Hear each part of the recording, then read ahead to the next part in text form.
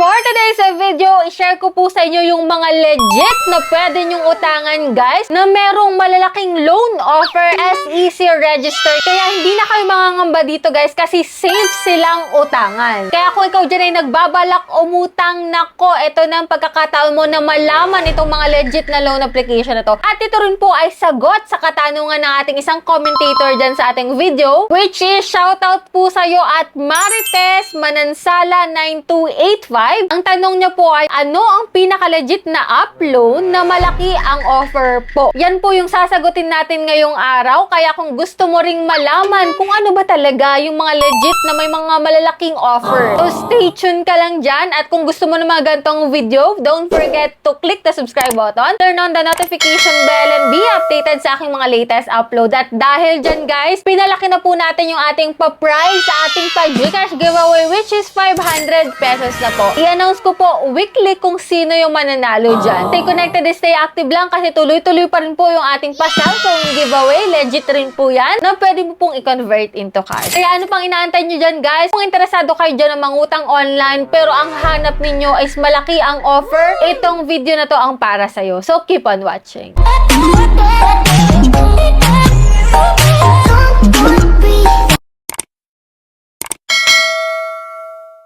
Before tayo mag-start, hindi po sponsor tong video natin at hindi rin po ako agent at promoter ng mga loan application or digital banks or financing company na babanggitin natin dito guys. So itong video natin guys is nahahati sa tatlong category. Unang-una po sa atin is digital banks. Ito yung pinaka-legit at talagang mas malalaki ang loan dito. Ito po yung pinaka-safe kasi regulated po ng BSP or Bangko Sentral ng Pilipinas. So unang-una po dyan is si Maya Bank. Ikalawa po is si Tonic Digital Bank. Tatlo ay si Uno Digital Bank, Showtime Bank, at si Union Digital Bank. Yan po yung 5 loan application na merong malalaking loan offer. Ito yung mga legit talaga kasi BSP license na pwede kayong makautang ng 20,000 to 500,000 pesos. So, depende rin yun guys sa approval. At dito guys is mas mababa po ang interest kumpara sa mga loan application. So, ang mga requirements lang dito, syempre maghanda ka ng 1 or 2 valid IDs, proof of income, pero minsan optional din para sa iba guys, no? Pero maghanda ka pa rin if ever, like COE, payslip, proof of billing, and syempre minsan hinahanapan din po na dapat active ka sa account sa mga application nila. Ito talaga yung mga best choice kung gusto mo ng malaking halaga talaga ang uutangin mo. Ikalawang category natin is mga legit na loan application na merong fast approval. Ito guys yung mabibilis mag-approve kahit walang proof of income, kahit walang payslip, basta may 1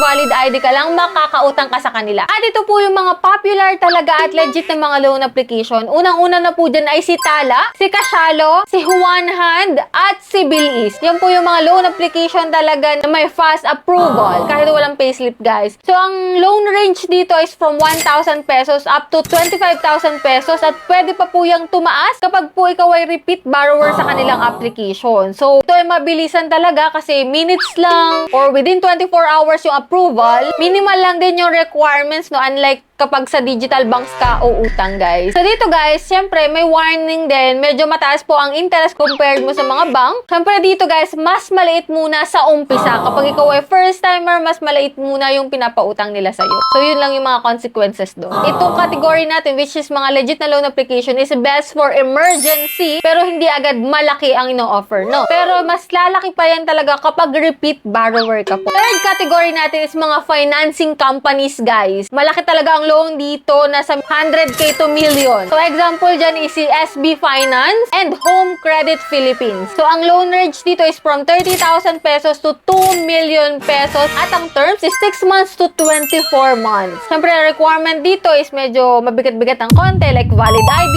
proof of income, employment, o COE, mga payslip, ganon. Best option talaga tong mga to kung may stable income ka po. Pakakautang ka talaga sa kanila ng malalaking loan offer. So, yan guys yung ating tatlong category kung saan pwede kayong umutang na may mga malalaking offer para may instant cash kayo guys. Pang negosyo or kaya naman pang emergency, pang bayad ng tuition, pwedeng-pwede yung utangan nyo guys. At syempre, kung uutang talaga kayo online, siguraduhin nyo na SEC registered yung mga loan application na a-applyan nyo guys. Iwasan yung mga loan application na may guaranteed approval daw, ang haharas ng contacts, yung mga ganyan. Iwasan nyo yung mga ganyan. Kasi real talk lang talaga, kung gusto nyo yung mga loan application na malalaki ang offer, syempre dun tayo sa sa digital banks at mga financing companies. Alternatives lang taga yung mga loan apps. If ever na gusto mo lang pamabadalian, emergency, loan apps, no? Pero kung ikaw ay bago pa lang talaga, nagsisimula pa lang, wala ka pang credit history, talagang pwede mong pang-umpisa si Tala, si Juanan, yan mga pang-umpisa, pang-build ng iyong credit score. And that's it. Yan lang po yung vlog natin for today. And for those na may katanungan dyan, guys, i-comment nyo lang po dyan sa comment section. At kung hindi ka pa po nakasubscribe, just click the subscribe button, turn on the notification bell, and be updated sa aking mga latest uploads. So, bye-bye na muna for now, guys. See you on my next video.